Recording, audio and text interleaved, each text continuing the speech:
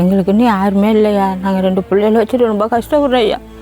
நீங்கள் பார்த்து ஒரு வீட்டை கட்டி விடுங்க ஐயா. சாப்பாட்டு கூட ரொம்ப கஷ்டப்படுறோம் ஐயா.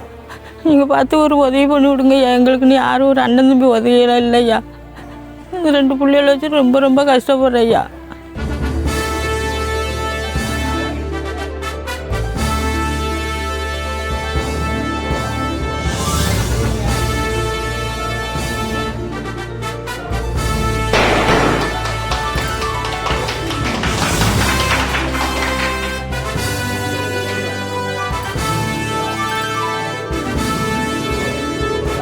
நீங்கள் இருந்த வறுமை கஷ்டத்தில் எவ்வளோ கஷ்டப்பட்டீங்கன்னு எங்களுக்கு அந்த வழி வேதனைன்னு தெரியும்.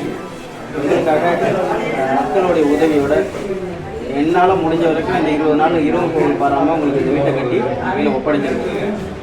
நீங்கள் நல்லா இருக்கணும், எப்போதுமே கௌரவமாக வாழணும், கௌரவமாக வாழணும். இப்போ யாருக்கிட்டையும் போய் கையேண்டக்கூடாது. நீங்கள் எந்த இடத்துலையும் போய் ஏசம் எடுக்கக்கூடாது. நான் இருக்கிறேன் சரிங்களா. 10,000 ரூபா உங்களுக்காக ரொம்ப தூரத்துலேருந்து வந்து நேரடியாக உங்கள் கையில் கொடுக்குறேன் சரிங்களா.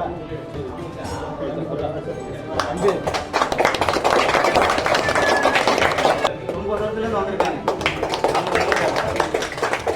என் பேர் ராணி. நான் ஒரு வருஷத்துக்கு ரொம்ப கஷ்டப்பட்டேன். இந்த தெருவில் போய் சோறு குடும்பம் கேட்டாலாம் சீக்கிரம் கத்துவாங்க.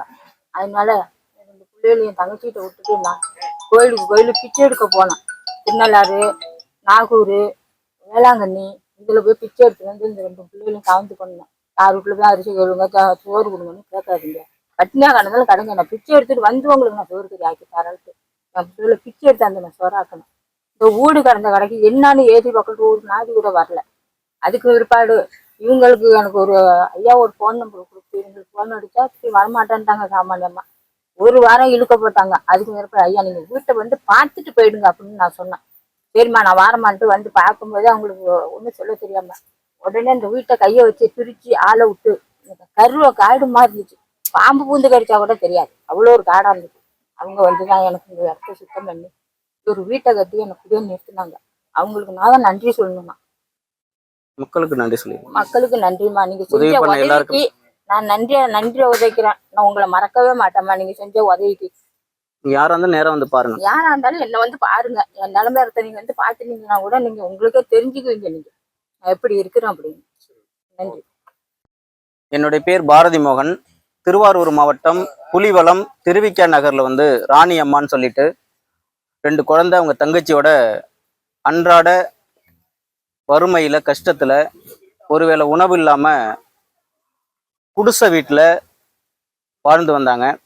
அவங்களுடைய வறுமையும் அவங்களுடைய கஷ்டத்தையும் பார்த்துட்டு நம்ம வந்து பொது வெளியில ஒரு வீடியோ ஒன்று பதிவு பண்ணி நம்ம வெளியிட்ட பிறகு மக்களுடைய அந்த ஆதரவு பெற்று அவங்க கொடுத்த 150 நாங்கள் வந்து சேமித்து வச்சு இன்னைக்கு வந்து 3,21,000 ரூபாய்க்கு இந்த வீட்டை கட்டி அவங்க கையில் வந்து நாங்கள் வந்து மக்களுடைய உதவியோட ஒப்படைச்சிருக்கிறோம்.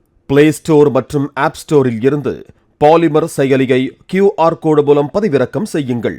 செய்திகளை உடனுக்குடன் பெறுங்கள்.